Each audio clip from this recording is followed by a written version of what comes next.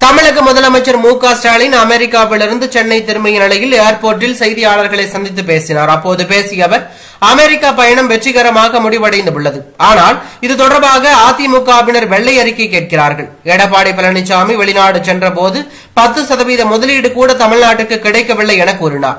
அதன் பிறகு அமைச்சரவையில் மாற்றம் ஏற்படுமா என பத்திரிகையாளர்கள் கேள்வி எழுப்பியதற்கு பதிலளித்த முதலமைச்சர் மு.க. ஸ்டாலின், தற்போது நிச்சயமாக உறுதியாக நீங்கள் எதிர்பார்க்கும் சூழ்நிலை உருவாகும் என்றார். திமுக சொன்னதை தான் செய்யும், செய்ததை தான் சொல்லும் என்றும் தெரிவித்தார். இந்நிலையில் நீங்கள் எதிர்பார்ப்பது போன்று நல்ல முடிவு கிடைக்கும் என்று முதலமைச்சர் மு.க. ஸ்டாலின் அமைச்சரவை மாற்றம் குறித்த பதிலுக்கு சூசகமாக பதில் தெரிவித்துள்ளார்.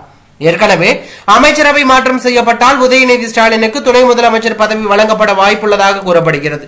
மேலும் தமிழக அமைச்சரவையில் மாற்றம் ஏற்பட வாய்ப்பு இருப்பதாக முதலமைச்சர் மு.க. ஸ்டாலின் பதிலிலிருந்து தெரிய வந்துள்ளதால் அமைச்சர்கள் மத்தியில் தற்போது கலக்கம் ஏற்பட்டுள்ளதாக தகவல் வெளியாகி பரபரப்பை ஏற்படுத்தியுள்ளது.